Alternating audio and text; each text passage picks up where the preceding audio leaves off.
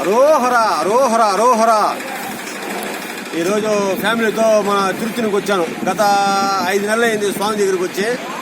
మళ్ళా స్వామి పిలుపు వచ్చింది కాబట్టి మళ్ళా స్వామి దగ్గరికి వచ్చాము. ఈరోజు వచ్చాము తిరుపతికి.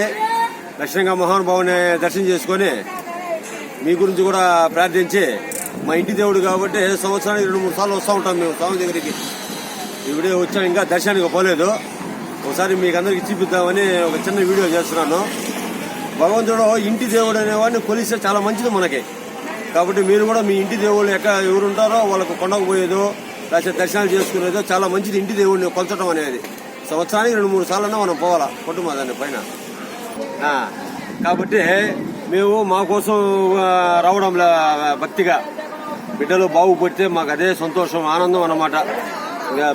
కొడుకు వచ్చి బెంగళూరులో ఉన్నాడు, మీకు అందరికి తెలిసిందే.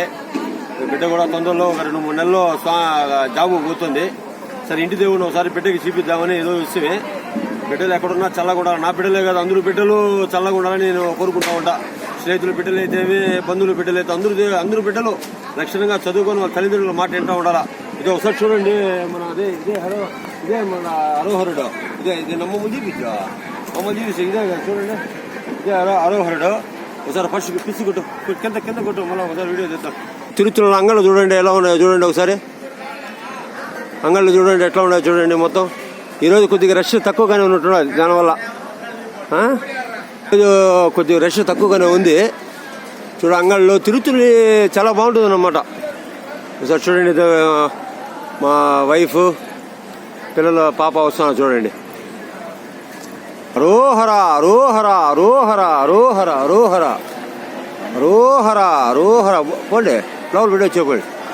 అరోహర అరోహర అరోహర అరోహర అరోహర అరోహర అరోహర అరోహర అరోహర అరో బాంధవ అనాథ రక్షక గోవింద గోవింద అరోహర. ఓం నమ శివాయ, ఓం నమ శివాయ, ఓం నమ శివాయ. సాయి సాయి సాయి.